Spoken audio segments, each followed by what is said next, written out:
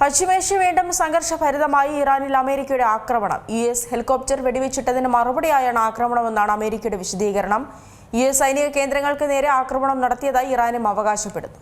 പ്രാദേശിക സമയം പുലർച്ചെയാണ് അമേരിക്കയുടെ ആക്രമണം. സിരിക്കിലും ഹോർമുസ് പരിസരത്തുള്ള ബന്ദർ അബ്ബാസിലും ഖഷാമിലും സ്ഫോടനങ്ങൾ ഉണ്ടായതായാണ് വിവരം. അമേരിക്കയുടെ അപ്പാച്ചി അറ്റാക്ക് ഹെലികോപ്റ്റർ ഇറാൻ തകർത്തതിന് മറുപടിയായാണ് ആക്രമണം നടന്നത്. ഹെലികോപ്റ്റർ തകർത്തതിന് അമേരിക്കൻ സൈന്യം മറുപടി നൽകുമെന്ന് അമേരിക്കൻ പ്രസിഡന്റ് ഡൊണാൾഡ് ട്രംപ് നേരത്തെ പ്രതികരിച്ചിരുന്നു. എന്നാൽ ഹെലികോപ്റ്റർ വെടിവെച്ചിട്ട് തങ്ങളല്ലെന്നാണ് ഇറാന്റെ വാദം. ഇറാനുമായി 2-3 ദിവസത്തിനുള്ളിൽ കരാർ സാധ്യമാകുമെന്നായിരുന്നു ട്രംപിന്റെ ഇന്നലത്തെ പ്രതികരണം. ഇതിനു പിന്നാലെയാണ് പുതിയ സംഭവം.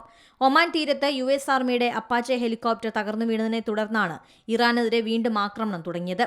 ഹെലികോപ്റ്റർ തകർത്തതിനു പിന്നിൽ ഇറാനാണെന്ന് US ആരോപിച്ചു.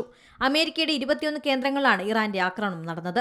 ബഹ്റൈനിലും കുവൈത്തിലെയും ജോർദാനിലെയും US കേന്ദ്രങ്ങളെ ലക്ഷ്യമിട്ടായിരുന്നു ഇറാന്റെ തിരിച്ചടി. ബഹ്റൈനിലെ 5th ഫ്ലീറ്റ് താവളം ആക്രമിച്ചു. കുവൈത്തിലും ഇറാന്റെ ആക്രമണം. താൽക്കാലിക വെടിനിർത്തൽ കരാർ പ്രാബല്യത്തിൽ വന്നതിനു ശേഷം ആദ്യമായി ഇറാനും ഇസ്രയേലും പരസ്പരം വെടിയുതിർത്തതിന്റെ അടുത്ത ദിവസമാണ് ഹെലികോപ്റ്റർ തകർന്നത്. വെടിനിർത്തൽ കരാറിനെ പ്രതിസന്ധിയിലാക്കുമോ എന്ന ആശങ്കയിലാണ് ലോകം. International desk Zee Malayalam news. ഏറ്റവും പുതിയ വാർത്തകളും വിശേഷങ്ങളും വിരൽ തുമ്പിലറിയാൻ സീ മലയാളം ന്യൂസ് എല്ലാ ഡിജിറ്റൽ പ്ലാറ്റ്ഫോമുകളിലും ലഭ്യം.